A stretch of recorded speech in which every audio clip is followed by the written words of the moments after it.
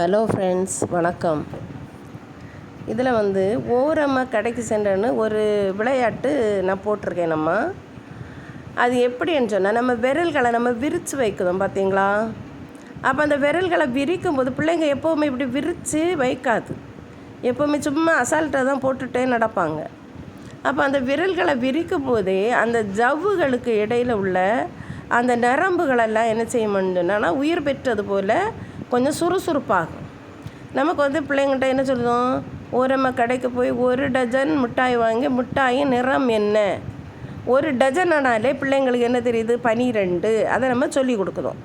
அப்போ நிறம், அந்த பிள்ளைங்களுக்கு அந்த வண்ணங்கள் தெரியாது. அந்த வண்ணங்களை நமக்கு சொல்லி கொடுக்குறோம், நிறங்கள்னு சொல்லிட்டு சொல்லி கொடுக்குறோம். அது பிறகு அந்த எழுத்துக்கள், தமிழ் எழுத்துக்கள், இப்போ சிவப்பு அப்படின்னு சொன்னால் சிவப்பு, சிவப்பு அப்படின்னு பிள்ளைங்களுக்கு தெரியணும். அப்போ அது 4 எழுத்து அப்படின்னு சொல்லி அவங்களுக்கு அந்த எண்களும் தெரியணும், எழுத்துக்களும் தெரியணும். எப்போவுமே மனிதனுடைய 2 கண்கள் எதனா எண்ணும் எழுத்தும். அதே போல் தான் இந்த விளையாட்டில் நமக்கு அந்த எண்ணையும் எழுத்தையும் நமக்கு சொல்லி கொடுக்குறோம். சரியா? பிறகு அந்த விரல்கள் பிள்ளைங்க அந்த ஒவ்வொரு எழுத்து சொல்லும்போது அவங்க மடக்குவாங்க. மடக்கும்போது அந்த பயிற்சிகள் கிடைக்குது, அந்த விரல்களுக்கு பயிற்சிகள் கிடைக்குது.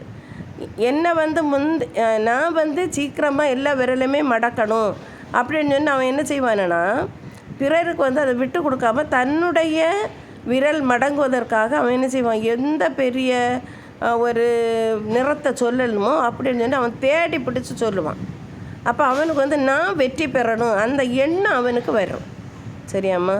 அப்போ அதை நீங்கள் பிள்ளைகளுக்கு சொல்லி கொடுக்கும்போது எண்ணும் எழுத்தும் பயிற்சி, இப்போ நம்ம ஸ்கூல்கள்லையே எண்ணும் எழுத்து தான் சொல்லி கொடுக்குறாங்க.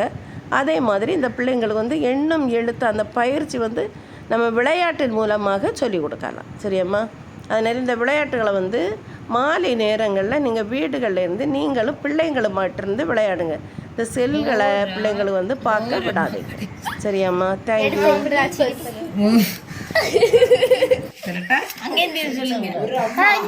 இதனுடைய பொருள், ஒரு அம்மா கடைக்கு போனாங்க. அந்த கடையில போய் உனக்கு என்ன மிட்டாய் வேணும் அப்படின்னு கேட்டாங்க. அந்த பிள்ளை மிட்டாய் நிறம் என்ன? அதுல என்ன வாரு? ஓரம்மா கடைக்கு மிட்டாயின் நிறம் என்ன? உனக்கு என்ன மிட்டாய் வேணும் அப்படின்னு கேட்டாங்க.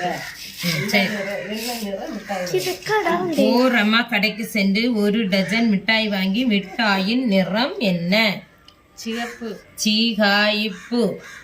ஓரம்மா கடைக்கு சென்று 1 டஜன் மிட்டாய் வாங்கி, மிட்டாயின் நிறம் என்ன? காருயிப்பு.